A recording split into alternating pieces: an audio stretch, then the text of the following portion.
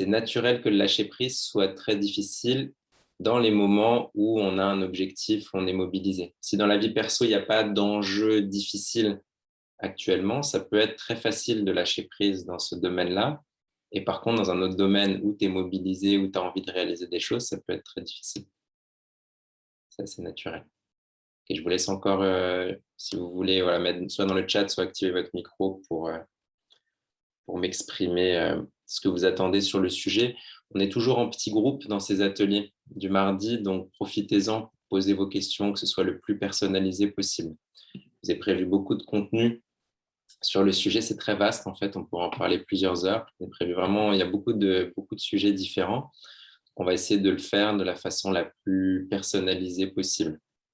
Moi, Mais vraiment, ouais, ça rejoint un peu ce que disait Mathilde sur le juste milieu entre s'enlever une charge mentale tout en déculpabilisant et en ne négligeant pas finalement les objectifs à côté, quoi. C'est ce juste équilibre qui fait qu'on néglige pas ses objectifs, mais on sait que on arrive à pérenniser ce lâcher prise et ça ne revient pas en boomerang après du fait de forme de négligence.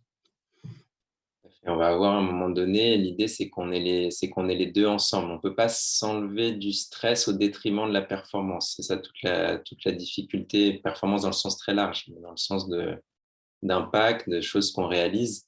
Si on enlève la pression, mais que du coup on n'est pas en prise, c'est là toute la question du lâcher prise. C'est comment rester en prise tout en laissant aller, laissant faire ce qui doit se laisser faire. Je vais développer un certain nombre de choses et après, vous pouvez, en fonction, parce que je pense qu'il y a des questions derrière, du vécu derrière pour tous les trois et pour les autres, n'hésitez pas à intervenir autant que vous voulez. Alors, la première réflexion que je veux vous poser ici, c'est que le lâcher-prise est intimement lié à la notion de sécurité. Si je me sens en sécurité, je peux lâcher prise. Si je me sens en danger, c'est extrêmement difficile de lâcher prise, même ça n'a pas de sens de lâcher prise.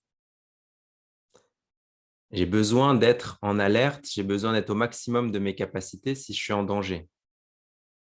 Imaginez qu'on donne cet atelier ensemble, on parle du lâcher prise, mais qu'on est tous au milieu de la jungle. Le sens de l'atelier serait complètement différent. On ne peut pas parler de lâcher prise si on est en danger, ça n'a pas de sens. C'est contre-productif. Le but n'est pas de lâcher prise si vous êtes en danger. Si vous êtes en danger, il faut être au maximum de l'alerte. Il faut être en prise totale sur ce qui pourrait se passer. Mais le problème, c'est qu'on a tendance à interpréter notre environnement un peu comme si on était en mode jungle. Pour un tas de raisons qu'on va voir aujourd'hui. On va voir comment désamorcer ça. Mais les deux sont complètement liés. Cette question de lâcher prise, d'être en prise avec le réel et de la perception de danger ou de sécurité du réel, c'est là que se situe vraiment notre enjeu. Dans ce sens-là, qu'est-ce qu'on va pouvoir faire?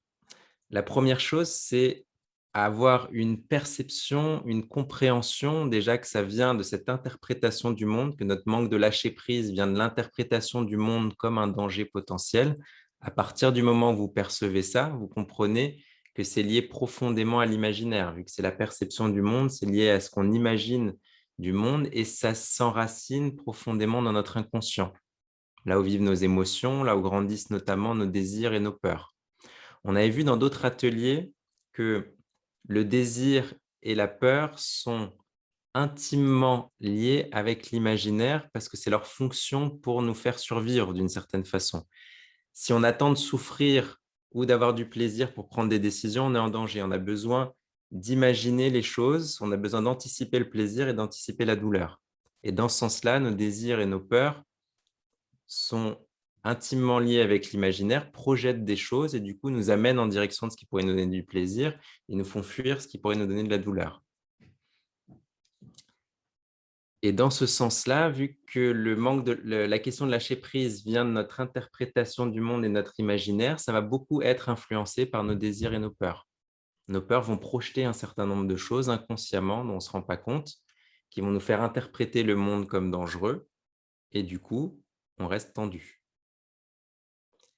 Et là, on va avoir la contradiction que vit à peu près 100% des gens dans notre monde moderne, c'est une contradiction entre une volonté, une décision de lâcher prise et un inconscient qui refuse de s'y soumettre à cette injonction. On souhaite se lâcher prise. Je pense que si participe à cet atelier ce soir ensemble, c'est qu'il y a une envie de le mettre en place, mais l'inconscient, lui, ne l'entend pas du tout de cette façon-là, très souvent. À nouveau, quand on est mobilisé, quand on a envie de réaliser quelque chose de façon forte.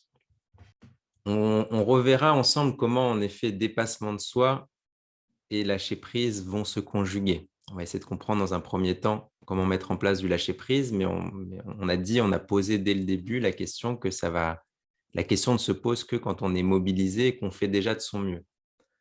On va pouvoir en réalité lâcher prise et se dire: «OK, maintenant je laisse les choses se faire, je laisse la nature s'en occuper, je laisse mon entreprise, je laisse les choses se faire à partir du moment où moi-même j'ai la certitude que j'ai fait de mon mieux». Tant que j'ai pas la certitude que j'ai fait de mon mieux, c'est très difficile d'enclencher ce lâcher prise. Ce serait même pas légitime d'une certaine façon. Si je me pose d'emblée en me disant: «Je lâche prise», là, en effet, je vais pas être la question que posait Antoine, je vais pas être, en prise, je vais pas réaliser les choses. Donc dans un premier temps, en effet, dépassement de soi, donner de se faire du mieux qu'on peut et on sait qu'on a fait du mieux qu'on peut. Parallèlement et dans un second temps, se dire: «OK, maintenant, les choses ne dépendent pas complètement de moi, parce qu'il y a quasiment rien qui dépend complètement de vous. On laisse les choses se faire». On va voir du coup comment, puisque si on comprend cette première introduction ici, ce début, cette introduction, on comprend que cette question de lâcher prise est une question d'interprétation du réel, puisqu'il va falloir que je perçoive le réel comme un lieu sécurisé. On va voir ensemble comment reprogrammer d'une certaine façon ce rapport au réel. Une des choses que vous pouvez faire dans ce sens-là, c'est tout d'abord poser à l'écrit vos sujets d'inquiétude, vos grands sujets d'inquiétude à un moment donné. Là, pendant que je vous parle, si vous voulez, vous pouvez faire cet exercice-là. Commencez à le faire, vous aurez du temps après, autant de temps que vous voulez derrière. Mais notez en quelques mots que tel sujet, tel sujet et tel sujet sont des sujets d'inquiétude actuellement. Parce que c'est ça qui se joue au niveau de votre inconscient. C'est ça qui fait en général que vous ne lâchez pas prise. Donc, de poser un petit peu ces sujets d'inquiétude. 1, 2 sujets, 3 sujets d'inquiétude principaux. Généralement, on n'a pas la capacité de s'inquiéter pour plein de sujets en même temps. Donc, notre attention se pose à différents moments sur un sujet principal qui nous inquiète le plus, un ou deux autres qui nous taraudent, mais on a les 2-3 choses principales. Une fois que vous posez les choses qui vous inquiètent sur le papier, c'est ça qu'on va faire ensemble. Je vais vous laisser du coup le temps que mon ordinateur redémarre, je vais vous laisser 2 minutes pour faire ça. Vous allez faire 2 choses. Vous allez noter les 2-3 sujets d'inquiétude et vous allez noter les peurs qui sont rattachées. Ouais, il y a tel sujet qui m'inquiète, quelle serait la peur derrière? Qu'est-ce que je pourrais y perdre? Faites cet exercice-là de façon très spontanée. Ne réfléchissez pas trop à ce que vous posez. Si vous posez des inquiétudes qui sont absolument pas rationnelles, c'est bon signe. Vous dites: «Ça ne va pas arriver». Oui, mais c'était là, je le pose quand même à l'écrit. Faites ça ici pendant 2 minutes. Vous notez les 2-3 sujets qui vous inquiètent et vous posez sur ces sujets-là les questions derrière, les peurs qui vous viennent, principales.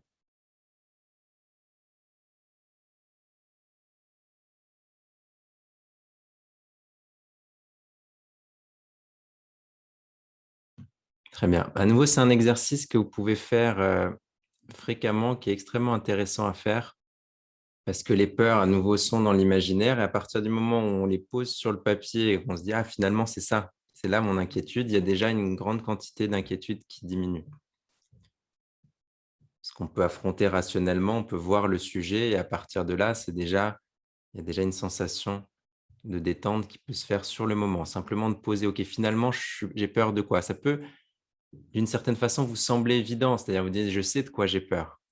Oui, le savoir, mais le poser sur le papier, c'est 2 choses différentes et à partir du moment où vous le posez, déjà, c'est différent. Vous êtes plus dans l'imaginaire, vous êtes plus dans l'inconscient, vous êtes dans le réel, dans une chose que vous pouvez traiter. D'une certaine façon, comme je vous le disais tout à l'heure, on n'est pas capable de s'inquiéter pour tant de choses que ça en même temps. Donc si à un instant T, on était capable d'enlever complètement la peur vis-à-vis du sujet qui nous inquiète le plus, voire des 2 ou des 3, notre vie ou notre perception du monde serait complètement transformée. Plus tard, on s'inquiétera sur d'autres sujets. Mais à un moment donné, si on est capable d'une certaine façon de traiter notre sujet principal d'inquiétude à cet instant T, c'est-à-dire vous dites: «Voilà, je suis préoccupé parce que j'ai telle chose à faire ou parce qu'il risque de m'arriver telle chose», le sujet qui vous inquiète le plus.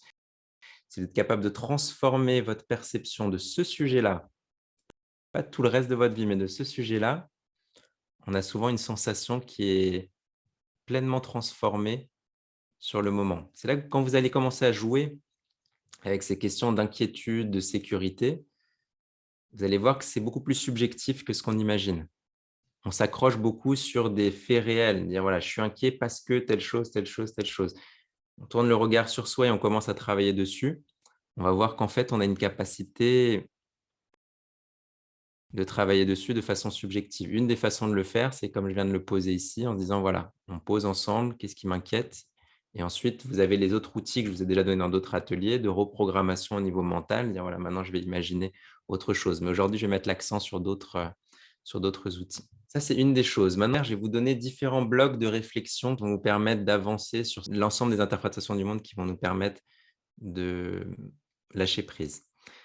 Une question que vous pouvez vous poser, c'est: à quel point vous prenez du plaisir au quotidien, dans vos différentes activités? Vous pouvez vous demander: «Voilà, j'ai telle activité, j'ai tel type de réunion, j'ai telle chose» et de repenser ces activités vraiment avec le critère plaisir. C'est un des critères clés qui, quand il est là, en général, c'est qu'on est suffisamment détendu et qu'on a suffisamment lâché prise. Quand c'est pas le cas, c'est que notre interprétation de cette activité n'est pas complètement alignée avec vous-même.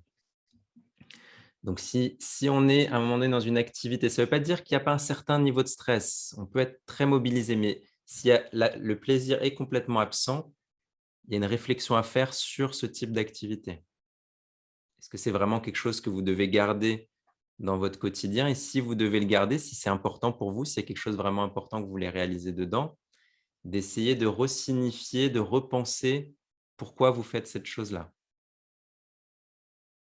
Et là, c'est un exercice, on va dire, concret, pratique de lâcher prise sur un sujet. C'est-à-dire, je prends ce sujet, OK, pourquoi j'y mets de la pression? Pourquoi est-ce que j'y mets de la tension dedans? Comment le repenser? Comment détendre cette tension vis-à-vis de cet objectif? Et le bon indicateur que vous arrivez à progresser sur ce sujet, c'est le plaisir que vous allez prendre dans les prochaines semaines sur cette activité en particulier. Un autre critère que vous pouvez utiliser, Mathilde, tu as activé ton micro? Oui. Vas-y. Et juste là, on est d'accord, sur ce nouveau point, il y a plus du tout de lien avec les inquiétudes et la peur là? Il n'y a pas de lien direct, si ce n'est OK. que, on va dire, c'est complètement lié, mais il y a pas de dans ma séquence, c'est un autre sujet, mais les 2 OK. sujets sont complètement liés, si tu veux. Si tu prends tu peux appliquer la question de la peur et des inquiétudes et l'appliquer au sujet dans lequel tu prends pas assez de plaisir. Oui, oui, oui. OK, mais c'est un autre point d'entrée là, du coup. C'est un autre point d'entrée, OK. ouais. Autre critère qui va vous aider de la même façon à changer votre rapport avec différentes activités, c'est le critère de qu'est-ce qui vous donne de l'énergie et qu'est-ce qui vous fatigue? De la même façon que cette question de plaisir. D'une certaine façon, j'ai lu une phrase ces derniers jours, je ne sais même pas de quelle source, mais elle m'a marqué, qui disait: «Le travail devrait être une source d'énergie et pas une source de perte d'énergie» et je trouve ça très vrai. Si vous faites une activité, que vous sortez de cette activité en étant plus en forme que quand vous l'avez commencée, c'est très bon signe. Je vais vous dire que pour moi, il y a une activité, je sais que je sors toujours en meilleur état que j'ai commencé, c'est quand je donne un cours pratique. Cours pratique que vous avez quotidiennement, je peux être presque dans n'importe quel état que vous pouvez imaginer dans les 5 minutes d'avant. En général, je suis en bonne forme, mais ça peut m'arriver d'être fatigué, stressé, tout ce que vous voulez. Mais je donne mon cours pratique pendant une demi heure, 1 heure. On pourrait se dire: «Je vais mobiliser mon énergie pour la donner aux autres». Et il se trouve que quand je termine cette activité, je suis toujours en plus grande forme, plus détendu, plus en forme. Je me sens profondément bien dedans. Et une des raisons, c'est qu'il y a une signification pour moi de cette activité qui est profondément liée avec moi, qu'il n'y a pas de tension vis-à-vis de cette activité, que c'est une activité que je fais déjà depuis un certain nombre d'années. Maintenant, un professeur, on va dire, qui vient de se former, qui donne son premier cours pratique. Vous pouvez imaginer que ça crée une certaine tension, une certaine pression. On dit: «Est-ce que je vais réussir à bien réaliser mon cours?» Et donc là, forcément, le lâcher prise est beaucoup plus difficile. Et donc le plaisir qu'il va y ressentir et l'énergie qu'il va en tirer est beaucoup plus difficile à trouver. Donc c'est 2 critères que vous pouvez utiliser dans votre quotidien pour repenser un peu vos rapports à différentes activités et par conséquent, amener du lâcher prise. Vous allez voir que je vais vous donner justement beaucoup de portes d'entrée et de réflexion qui ne consistent pas à se dire: «Voilà, comment je lâche prise?» Parce que c'est difficile en réalité de prendre le sujet de cette façon-là. Se dire: «OK, j'ai envie de lâcher prise, comment je lâche prise?» Très complexe.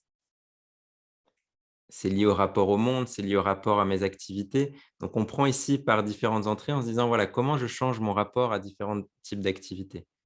Et c'est ça qui, d'une certaine façon, est un travail de lâcher prise et où vous allez vous sentir que vous laissez les choses se faire ensuite. Autres portes d'entrée qui sont toutes les unes connectées aux autres, c'est d'organiser votre environnement pour, d'une certaine façon, psychologiquement, reprendre le contrôle. Ce que je vous disais tout à l'heure en introduction, c'est que le manque de lâcher prise vient de la perception de danger. Cette perception de danger est justifiée dans la jungle, puisque vous ne contrôlez absolument pas l'environnement. Vous devez être en alerte totale pour qu'à chaque nouvelle information, vous soyez capable de la traiter très rapidement et de réagir. Dans votre quotidien, ça fonctionne malheureusement un petit peu comme ça. C'est-à-dire qu'inconsciemment, vous avez la sensation qu'en permanence, vous devez être connecté à votre téléphone, à vos mails, à toutes les informations, plus écouter les news qui vont vous informer de ce qui est en train de se passer dans le monde en même temps. Et donc, on est d'une certaine façon, on reste en alerte. Et la seule façon de déjouer ça, de déjouer cette contradiction entre notre envie de lâcher prise, mais notre quotidien qui est extrêmement sollicitant et source d'une certaine façon de danger, inconsciemment, c'est d'organiser un certain nombre de choses. Il y a l'organisation vraiment physique du lieu qui donne une sensation de tranquillité, c'est-à-dire tant que le lieu est désorganisé physiquement, c'est plus difficile pour vous d'avoir une interprétation claire et facile de votre environnement. Du coup, d'une certaine façon, inconsciemment, vous devez rester en alerte. Si tout est rangé, toute information nouvelle va vous sauter aux yeux. Donc, vous n'avez pas besoin d'être dans le même état d'alerte. Donc, l'organisation vraiment physique permet d'amener le lâcher-prise qui lui-même va permettre la détente. Dans ce sens-là, on va faire un exercice ensemble qui ne va pas consister à organiser physiquement votre espace, ça vous pourrez le faire après l'atelier, mais qui va consister à commencer à organiser vos pensées. Et nos pensées, de la même façon, en réalité, gardent un tas de choses emmagasinées, comme une pièce qui serait encombrée. Et du coup, là, notre pièce mentale est complètement encombrée et on essaye en même temps de ne pas se stresser. C'est extrêmement difficile. Donc, on va faire la chose suivante. On va faire un exercice qui vient du livre Getting Things Done du auteur Allen, qui est une méthode d'organisation. Et nous, on va le prendre on va l'utiliser pour la question de lâcher prise. Il fait un exercice qui s'appelle balayer le mental. Et on va faire cet exercice en quelques minutes ensemble. Ça consiste en la chose suivante. Vous allez prendre de quoi écrire, feuille ou ordinateur, peu importe, et vous allez noter là-dessus tout ce que vous avez comme engagement dans votre tête, tout ce que vous considérez qui devrait être fait et qui n'est pas encore fait jusque-là. Peu importe, au niveau pro, les différents sujets que vous avez à traiter, au niveau perso, la poignée d'une de vos portes qui doit être remplacée, toutes les choses que d'une certaine façon, vous avez gardées en tête pour être réalisées à un moment ou un autre. Et commencez à noter toutes les choses qui vous viennent. Vous allez faire la liste ici aussi exhaustive que possible. Toutes les choses que vous avez en tête comme un compromis, comme un engagement, tout ce qui nécessite une action, une pensée, tout ce qui nécessite une action de votre part. Vous laissez ici 3 minutes pour faire cet exercice-là.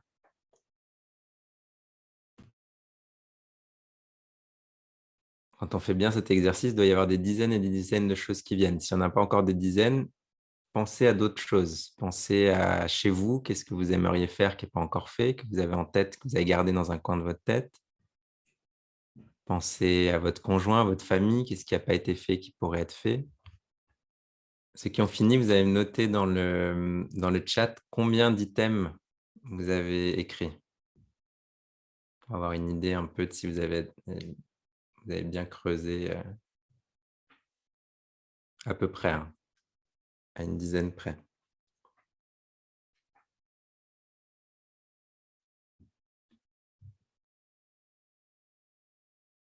Donc, dès que vous terminez, vous me notez. 14-17, c'est que vous n'êtes pas allé au bout encore de ce qu'il y a dans votre tête. Essayez de creuser un peu plus encore. Essayez d'aller voir les choses différents niveaux. Pensez à des gens de votre famille, pensez à des gens au travail, pensez aux différentes situations.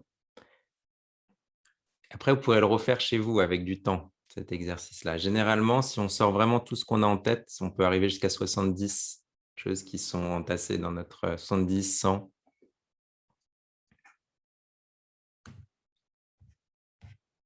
On est entre 25 et 30.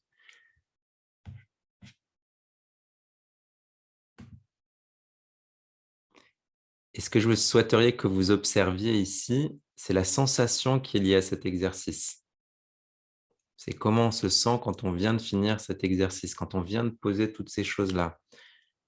De toute évidence, vous n'auriez jamais pensé que vous aviez tout ça en tête, là, à l'heure actuelle, pendant que vous suiviez l'atelier. Et en fait, d'une certaine façon, toutes ces choses tournent dans notre tête. Et le problème de notre cerveau, c'est qu'il nous rappelle ces choses-là, pas forcément au moment opportun. Il y a un outil d'organisation que je ne recommande pas plus que les autres. C'est juste son nom que je trouve amusant, qui s'appelle Remember the Milk. Souvenez-vous du lait, qui se base sur cette idée-là. C'est qu'en fait, le problème, c'est qu'on se souvient qu'on doit acheter du lait, pas forcément quand on est au supermarché. Et notre cerveau, il a ces choses-là, et il reste en mode de fonctionnement pour pas que vous oubliez ces choses-là qui sont à faire, sauf qu'il vous les rappelle de façon désordonnée. Ou alors, ça reste en trame de fond. Et donc, on avait vu la question de l'organisation de la pièce qui était importante, mais en fait, tant que vos pensées ne sont pas posées à l'extérieur de vous en termes d'engagement et ne sont pas organisées, de la même façon, c'est très difficile de lâcher prise. Vous ne pouvez pas demander à votre cerveau de se détendre s'il est obligé de maintenir toutes ces choses en tête. C'est physiologiquement impossible. C'est comme si vous donniez à un de vos amis, vous lui mettez des choses dans les bras encore, et il dit maintenant relâche tout ton corps. Maintenant, il est en train de tenir, il est obligé de créer de la tension pour tenir toutes ces choses-là.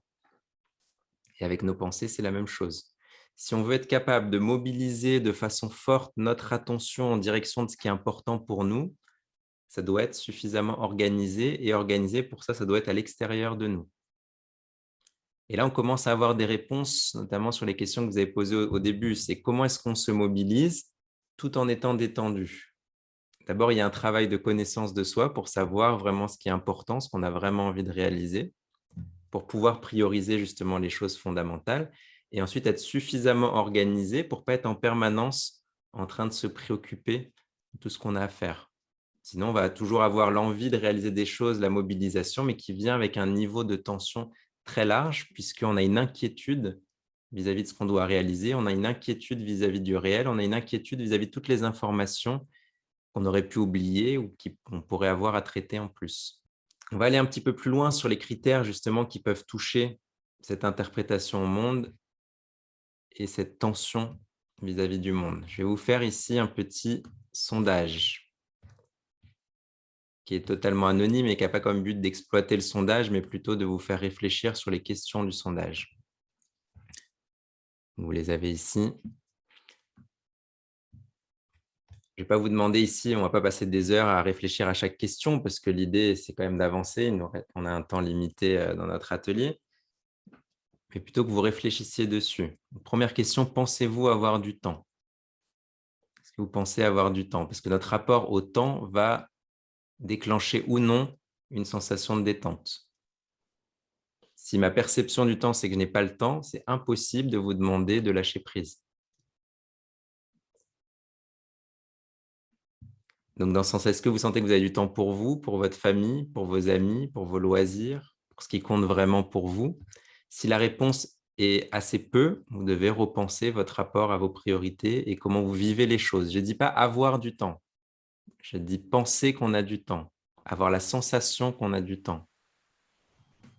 1, c'est peu et 5, c'est beaucoup. Ouais, 1 c'est peu et 5 c'est beaucoup. Je n'avais pas précisé. Donc, répondez au fur et à mesure que je développe chaque question. Deuxième question, pensez-vous avoir de bons amis sur qui vous pouvez compter, avec qui vous pouvez partager ce que vous ressentez? Et à nouveau, Océane, en effet, tu citais au début, tu disais, bah oui, dans ma vie perso, j'ai pas de mal à lâcher prise. Dans ma vie pro, par contre, c'est plus difficile. Il y a une probabilité que la cause soit dans ta vie perso, tu as des très bons amis sur qui tu peux compter, et dans ta vie pro, c'est un peu moins le cas. Et donc, du coup, si c'est plutôt une source de danger, justement, les professionnels autour de soi, bah, nécessairement, c'est beaucoup plus difficile de lâcher prise. Donc, pensez-vous avoir de bons amis? Troisième question, pensez-vous avoir de bons collègues, mais dans ce sens-là, sur qui vous pouvez compter, qui vous soutiennent, qui ne sont pas source d'attaque potentielle? Quatrième question, pensez-vous avoir assez d'argent? Ça, c'est une question un peu annexe, mais ça peut être source. Demander à quelqu'un qui n'a pas ses nécessités basiques remplies de lâcher prise, c'est quasiment impossible. Détends-toi, lâche prise. Non, j'ai besoin de survivre. J'ai besoin de travailler pour que mes conditions de base soient remplies. Même si vous n'avez pas de soucis d'argent, vous pouvez avoir des soucis forts à d'autres niveaux. Logement ou des choses basiques qui, à un moment donné, vous tracassent. Tant qu'elles ne sont pas réglées, ces choses-là, ça va être très difficile de vous détendre. Cinquième question, pensez-vous être sur le chemin pour construire ce qui est important pour vous? Là, je reviens sur la question que j'ai posée de trouver le sens, de trouver ce qui est vraiment important et d'agir dans cette direction-là. Je ne sais pas pour vous, mais pour ma part, je sens une décontraction profonde dans les moments où je suis en train de faire quelque chose que je sens qui est complètement aligné avec ce qui me correspond. Je vous ai donné l'exemple de donner un cours pratique tout à l'heure. Je ressens la même chose dans la danse. Quand je fais de la danse, je sens que je suis dans un moment où je suis exactement à la bonne place, au bon moment. Donc, est-ce que globalement, dans votre vie, vous sentez ça? Si ce n'est pas le cas, c'est difficile aussi à nouveau de demander à son inconscient de lâcher prise, puisqu'il sent qu'il a besoin de vous mobiliser, il sent que vous n'êtes pas encore à la bonne place. Donc, il y a un travail à faire. J'ouvre beaucoup de sujets aujourd'hui. On aura le coaching de groupe la semaine prochaine pour décortiquer tout ça, que vous m'ameniez votre réflexion que vous avez eue pendant la semaine et pour aller plus loin. Mais là, je vous donne vraiment la matière de réflexion. Dernier élément, vous sentez-vous en forme? Est-ce que vous êtes en pleine possession de vos capacités? Parce qu'à nouveau, c'est la même question. Si vous n'êtes pas en pleine possession de capacité, vous ne pouvez pas lâcher prise. Vous ne pouvez pas vous demander à vous-même de laisser les choses se faire si vous sentez que vous n'êtes pas en prise avec le réel, si vous sentez que vous n'êtes pas capable d'affronter les défis. Vous voyez, à travers tout ce que je suis en train de poser ici, à quel point la question est ample, en fait, de lâcher prise. On pourrait se dire, bah, donne-nous des outils. Je vais vous donner juste après des outils pratiques à travailler. On voudrait avoir la boîte à outils magique pour régler la question du lâcher prise. C'est plutôt une question de travail un peu sur le moyen terme et d'identifier les sources qui font qu'on a du mal à lâcher prise au quotidien et essayer de transformer notre rapport à ces sources de tension. Finissez ici de répondre pour ceux qui n'ont pas fini, juste pour finaliser le vote. À nouveau, c'est anonyme, donc c'est plutôt pour avoir une vision globale. On a 5 sur 10 qui ont finalisé, 6, il en reste encore quelques-uns, 7, encore 1 ou 2 d'entre vous, je pense. Finaliser. Ça, on aura une vision un petit peu globale, que je vois un petit peu s'il y a des sujets en particulier là-dedans. Ok, je vais mettre fin au vote. Et on regarde les résultats ensemble. Donc, pensez-vous avoir du temps? Vous voyez que la plupart d'entre vous sont à un niveau assez faible là-dessus. Et il y a forcément, du coup, à repenser notre rapport au temps et à nos activités. Ça ne veut pas dire faire moins de choses. Il y a l'image du CEO qui a du temps. Je ne sais pas si vous avez déjà observé ça. La sensation qu'il vous donne quand vous êtes avec lui, c'est qu'il a du temps à vous consacrer, même si c'est 15 minutes. C'est un rapport au temps. Ce n'est pas forcément d'avoir nécessairement plus de temps. J'avais évoqué la notion dans d'autres ateliers de se sentir en vacances. C'est une sensation à un moment donné qu'on amène et c'est aussi de prioriser les choses qui sont les plus importantes pour vous. Les bons amis, la plupart d'entre vous, vous êtes bien lotis 4-5. Bons collègues au travail, c'est pas mal aussi. assez d'argent, c'est pas mal, mais il y a aussi un peu des inquiétudes. Donc là, ça peut toucher, comme je disais, s'il y a des choses basiques qui ne sont pas remplies, ça va toucher vraiment cette question. Construire ce qui est important pour vous, c'est moyen aussi, les résultats que vous posez ici. Donc, il y aura un travail aussi à faire là-dessus. Dans ce sens-là, tous ceux qui ont mis des notes faibles là-dessus, n'hésitez pas à me demander mon atelier sur la question de trouver du sens. Ça va être ça qui va répondre le plus à cette question-là. Se sentir en forme aussi, la réponse est moyenne. Dans ce sens-là, une des meilleures choses que vous avez pour vous sentir en forme, c'est faire les cours pratiques. Là, vous avez tous les éléments pour vous mettre dans le meilleur état de forme possible. Et donc, dans ce sens-là, maintenant, je vais vous faire une petite partie sur nos outils pratiques et quels outils prioriser justement pour travailler le lâcher-prise. Le premier outil à prioriser pour lâcher prise, celui qu'on avait traité le mois précédent, la détente, les contractions profondes. Donc, si vous voulez avoir des expériences, des vécus qui donnent la sensation à votre corps et à votre inconscient que vous êtes en sécurité, et cultiver ces expériences-là jusqu'à ce que ça devienne de plus en plus naturel au quotidien, la décontraction profonde et longue est idéale. Dans ce sens-là, ceux qui n'ont pas encore la décontraction de 15 minutes que j'ai envoyée à la plupart d'entre vous le mois précédent, vous me la demandez, je vous la donnerai. Comme ça, vous pouvez le faire en audio le plus régulièrement possible. D'une certaine façon, il y a un triangle entre décontraction profonde, lâcher prise et sensation de sécurité. Les trois vont fonctionner ensemble. Je me sens en sécurité, je peux me détendre davantage, je peux lâcher prise. Les trois fonctionnent ensemble. Et du coup, vous pouvez jouer sur la décontraction profonde, amener de façon artificielle, entre guillemets, ou volontaire, une décontraction profonde. L'interprétation, du coup, de votre corps et de vos pensées, c'est « Ah, je suis en situation de sécurité ». Si j'ai la mâchoire qui se décontracte, si j'ai les mains qui se détendent, si j'ai le ventre qui se décontracte, c'est que je suis en position de sécurité, donc je peux lâcher prise. Donc, il va y avoir un travail qui va se faire ensemble. Je vais un peu moins développer sur ce sujet, puisque c'était notre sujet d'il y a 2 semaines, déjà, la décontraction profonde. 2 autres techniques qu'on va pouvoir utiliser pour travailler ce lâcher prise, la respiration. Et la respiration dans le sens du plaisir que vous prenez dans la respiration. D'une certaine façon, pour lâcher prise, on a besoin de rééduquer, de réapprendre un rapport au monde. Un rapport au monde qui serait beaucoup plus dans le plaisir, dans le fait de faire les choses uniquement pour les faire et pas pour obtenir un résultat. D'une certaine façon, on est éduqué, on est préparé à toujours faire les choses pour obtenir quelque chose. Donc, on crée de l'attention dans l'action elle-même. Ah, je viens te parler parce que je veux signer un contrat. J'ai fait mes études pour obtenir mon diplôme. Très rarement, le prof de maths lui dit on va étudier les maths pour la beauté des mathématiques. On a étudié les maths pour le concours, on a étudié les maths pour obtenir telle chose. Donc, la plupart de nos actions, on a l'habitude de les faire pour obtenir quelque chose. Et ça, c'est souvent ce qui nous éloigne du fait d'être simplement dans le présent, en train de ressentir quelque chose et de le vivre en étant relâché. Donc, il y a une rééducation, et c'est pour ça que je vous parlais de repenser vos activités au quotidien en fonction du plaisir et de l'énergie que ça vous donne. Et l'exercice de respiration nous enseigne ça. Il nous enseigne à nous poser, à respirer pour respirer. Certes, vous savez que la respiration va vous amener plus de vitalité, plus de détente, etc. Mais si vous êtes focalisé là-dessus au moment où vous respirez, vous ne pourrez pas faire l'exercice profondément. Pour faire l'exercice profondément, il faut être simplement là, concentré et ressentir la respiration en cherchant le plaisir dans l'exercice lui-même. Vas-y Mathilde. Mais du coup, c'est là où ça m'interroge justement. J'ai l'impression, quand tu dis ça, qu'il y a une contradiction finalement entre le fait d'apprécier le moment présent et le concept justement de dépassement. Parce que dans dépassement, il y a objectif et il y a on veut tendre vers un résultat. Et en même temps, là, ce que tu dis, je l'entends comme étant le contraire finalement. Voilà, il y a ce paradoxe-là qui me… Comment est-ce qu'on va déjouer ça?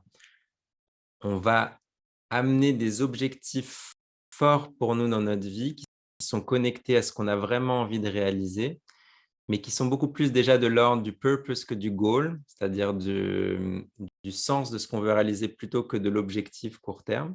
Donc, c'est beaucoup plus « je veux être heureux » par exemple que « je veux m'acheter une maison ». À court terme, je veux m'acheter une maison pour être heureux, mais je ne suis pas trop tendu sur le fait d'acheter une maison. Je suis plus orienté vers ce qui fait du sens et ce qui a du sens pour moi. Ça, c'est une des choses. Une autre chose, c'est qu'à partir du moment où je sais profondément là où je veux aller, Je vais devoir mettre de la discipline et mettre de l'effort. Par contre, je vais laisser du temps. Je ne vais pas créer de tension vis-à-vis des résultats que je vais rechercher. Je sais ce que je cherche, mais je ne suis pas tendu pour qu'au moment où je le fais, toutes nos techniques, par exemple, nous conduisent à l'état de méditation. C'est-à-dire, je vais m'entraîner suffisamment pour qu'à un moment donné, j'arrive à un très haut niveau de concentration. Mais si je suis en train de faire la technique en me disant à quel moment je vais méditer, j'ai aucune chance d'y arriver. Donc, on va enlever le côté émotionnel et le côté inquiétude de ce qu'on est en train de réaliser. Et dans ce sens-là, je ne dois pas être préoccupé par mon résultat. Je dois vouloir le résultat, je dois mettre en place une intention claire, mais ne pas mettre de tension vis-à-vis de ce résultat. C'est ce qui va te permettre de mettre des disciplines quotidiennes dans ta vie vis-à-vis de ce qui est important pour toi, mais sans te préoccuper. Exemple, quelqu'un qui a envie d'écrire un livre. Si tous les jours, il se dit « Oh mon Dieu, quand est-ce que j'ai mon livre qui est prêt ?» il ne va pas être productif, il ne va pas lâcher prise. Par contre, s'il se dit « Ok, tous les jours, je vais prendre une demi-heure, 1 heure, 2 heures, le temps que chacun a, que lui il a, pour écrire. Et je vais m'y mettre et je vais prendre du plaisir à le faire, sans savoir quand est-ce que je terminerai mon livre. J'ai l'objectif éventuellement que d'ici 2 ans, 3 ans, j'ai mon livre publié. Ok. Mais au quotidien, son rapport à l'action et l'action pour l'action. Il faut savoir où on va, mais il faut prendre du plaisir sur le chemin. J'ai commencé à répondre à ta question, Mathilde. Et pour vivre ça, les techniques qu'on fait sont une rééducation à ça. Nous réapprennent ce rapport-là à soi-même. Et ok, là, je vais respirer, juste pour respirer. Je vais faire une technique corporelle, une technique de force, de souplesse, juste pour faire cette technique de force et de souplesse. Pas pour dessiner mes abdominaux. Ça va avoir la conséquence, la technique de force, que je vais peut-être dessiner ma musculature. Mais sur le moment, je le fais pour le ressentir et parce que j'ai envie de ressentir la technique. Et après, je peux amener cette même notion dans ma vie quotidienne. Je vais aller danser pour danser, pas pour diminuer mon stress. Je vais diminuer mon stress grâce à l'activité, mais je vais aller danser pour danser. Je vais peindre pour peindre. Je vais jouer du saxophone pour jouer du saxophone. Je vais rencontrer mes amis pour rencontrer mes amis. Et à l'inverse, on a tendance de faire les choses pour des objectifs ou alors de faire les choses de façon un peu mécanique parce que ça fait partie de notre routine. Ah, on m'a dit de faire telle chose, donc je le fais, j'ai dans l'habitude de faire telle chose, mais on n'est pas vraiment présent, on n'est pas vraiment en train de la vivre. Donc, il faut mettre une intention claire de ce qu'on est en train de réaliser, une envie, un dévouement à ce qu'on est en train de faire, mais laisser les choses se faire.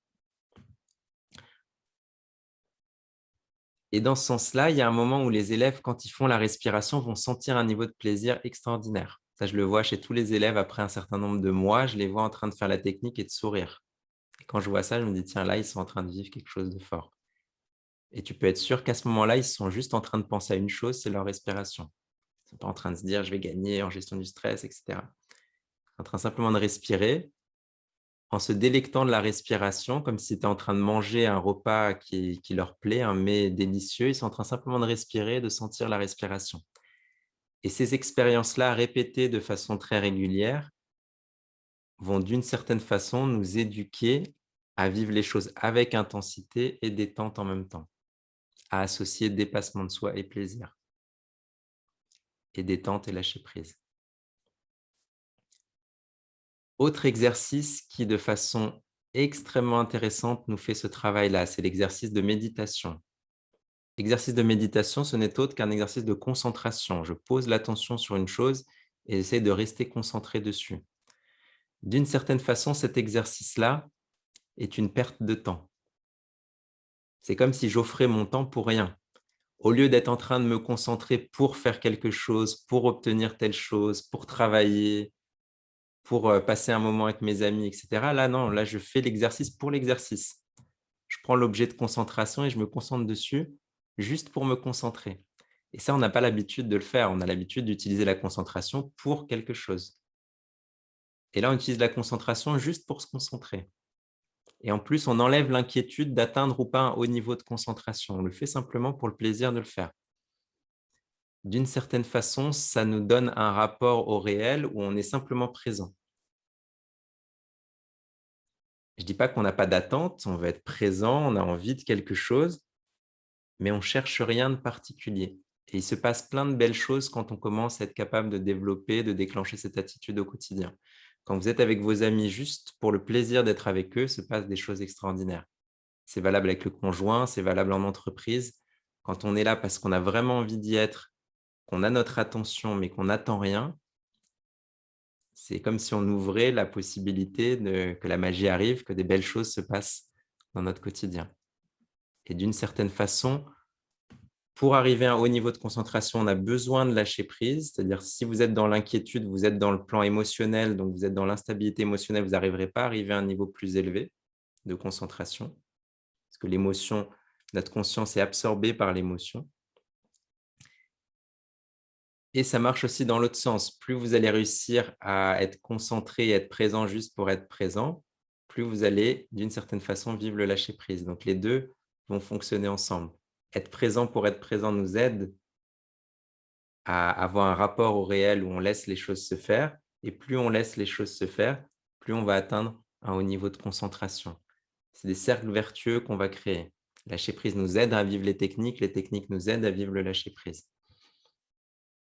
En conclusion de tout ce qu'on a vu aujourd'hui, vous voyez que j'ai ouvert beaucoup de sujets et qu'on a vu que la question de lâcher prise, en fait, on a des outils pratiques qui vont entraîner ça, mais ce n'est pas un truc qu'on arrive à changer du jour au lendemain, puisque c'est une interprétation du monde. Profondément, elle est liée à l'interprétation du monde. Donc, un petit guide de ce que vous allez pouvoir faire à partir de maintenant et d'actions que vous pouvez poser. 1, agir sur le réel pour être en plus grande sécurité. C'est-à-dire très concrètement, si vous n'avez pas d'argent, vous ne pourrez pas lâcher prise tant que vous n'aurez pas résolu cette question-là. Donc, mettez de l'énergie pour travailler sur cette question-là. Posez les choses fondamentales, posez la prochaine action déjà pour être moins inquiet, identifiez le problème et posez la prochaine action que vous allez faire dans ce sens-là. Et là, vous verrez que déjà, vous vous détendez davantage. Mais tant que vous n'avez pas résolu suffisamment à un niveau basique cette question-là, ce sera très difficile de vous détendre. Donc, première chose, agir sur le réel. 2, agir sur la perception du réel. Et là, on a vu plein d'options possibles pour agir sur la perception du réel. On peut agir sur la visualisation qu'on fait, ça je vous l'ai appris le mois précédent. On peut agir sur notre vécu de différentes choses. On peut retravailler notre perception du temps, etc. On peut resignifier, repenser nos différentes actions. 3e élément, s'octroyer du temps et de l'espace. Vous avez besoin d'une certaine façon que les choses, d'avoir du temps et de l'espace pour vivre ces choses-là. Si votre routine, elle est trop, vous n'aurez pas le temps de resignifier, de repenser les choses si tout est chronométré à la minute et que vous êtes tout le temps en train de courir à droite à gauche. Vous avez besoin de vous octroyer du temps pour faire les choses qui sont les plus importantes pour vous. Vous avez besoin de prioriser ce qui est essentiel pour vous.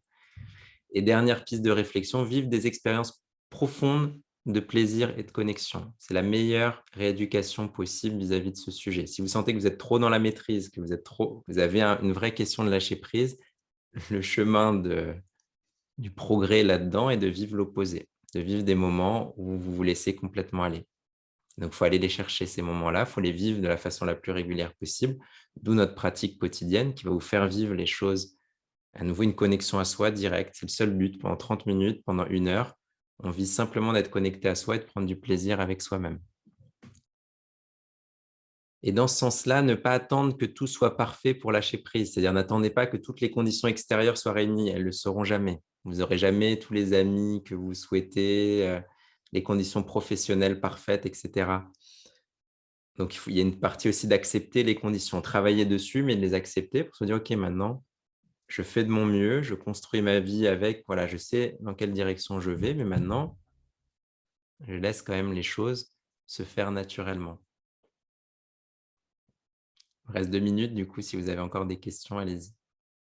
Non, moi, c'est juste pour te remercier. Je trouve que ton analyse est très juste et voilà, ça fait toujours du bien. Donc, merci à toi. Super. Vous pouvez encore écrire, je sais pas, il y a des choses dans le chat, il n'y a pas de questions, c'est juste votre nombre de… Refaites chez vous le travail de balayer le mental, mais essayez d'arriver jusqu'à 60-70 items. Vous allez voir que rien que ça, c'est un C'est un plaisir. Notez tout. Imaginez, il y a un exercice à faire, c'est d'imaginer que vous êtes chez vous et que vous passez par chaque pièce de chez vous. Et imaginez dans chaque pièce les choses que vous avez gardées en tête qui devraient être faites et qui ne sont pas faites. Et vous pouvez faire ça, vous balader dans différentes situations, travail, etc. Vous allez voir que vous allez en trouver encore plein et que ça fait du bien. Tout ce qui sort de là, le fait de le poser sur le papier fait déjà du bien. Pour la semaine prochaine, donc le coaching de groupe, je vous invite simplement à reprendre vos notes, à réfléchir dessus, à vous dire: «Voilà, est-ce que j'arrive finalement à resignifier certains événements, dans mon quotidien, y prendre plus de plaisir?» Et amenez-moi toutes vos questions la semaine prochaine pour, notre objectif des coachings de groupe, je vous rappelle, c'est vraiment la mise en pratique. C'est-à-dire: «OK, on a eu de la belle théorie, très bien, on a compris un certain nombre de choses. Maintenant, le fait de le faire réellement, c'est un vrai challenge». Donc c'est ça qu'on fera la semaine prochaine à 18h. Je vous remercie pour votre attention et votre présence. Je vous dis à très bientôt. Merci.